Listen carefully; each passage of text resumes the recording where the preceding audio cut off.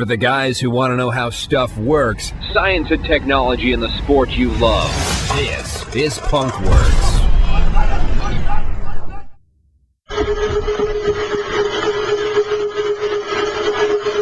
Alright, say hi, Gordon. Hi. Are you filming right now? Oh, yeah. Oh, yeah.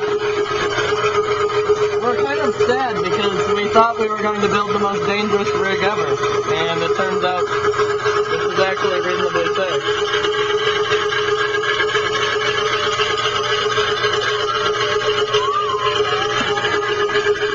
So did you explain? We're filming from the scuba. Turn it off. What?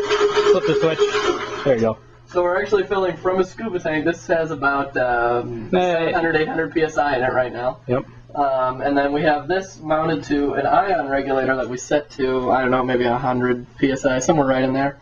And then fed that through an ASA, through a fitting we just bought at a hardware store, into the compressor. And then instead of a fill whip with a gauge, we basically just got a steel braided hose here. Which should be good to 5K?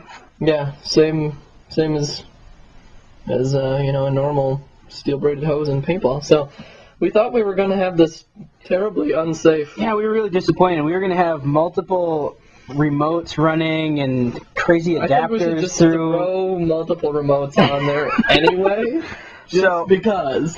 So while Tom may have asked us to try to, you know, monkey with the compressor and see what it would do and how to break it. The compressor is actually the safest component in this system. Based on this pile of stuff that we pulled out of our random... See, when you have this many crazy fittings, you can usually build something. That doesn't mean you should. But we did anyway. So there you go. That's our shoebox. We're going to see how long it takes to fill up this tank.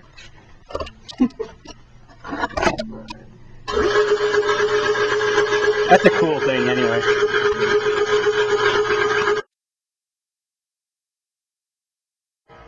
Hi guys, Jordan and Cocker Punk here. Bryce is behind the camera. We just this is a little addendum to our video.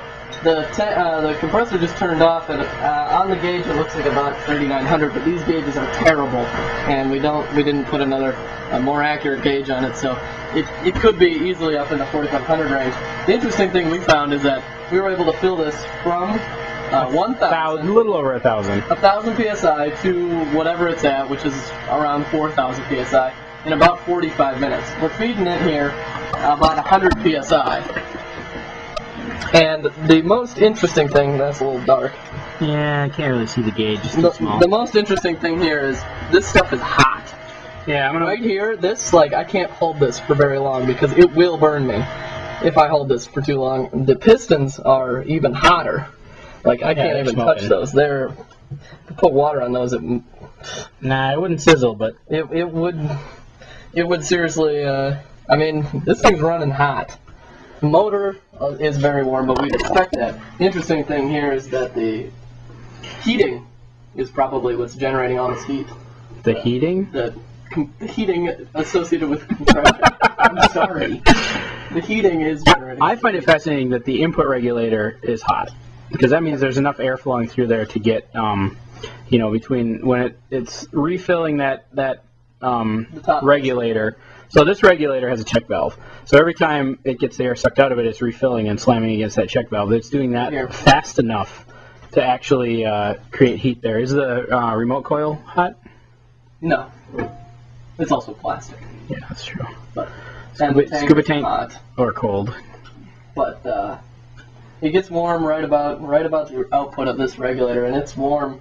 I mean, the hose is even warm. Tank is not terribly warm. Tank is warm. Barely over room temperature. Cool. Oh yeah, and we threw a mag in just because we felt bad about having the cockers laying all around it before, so there's that.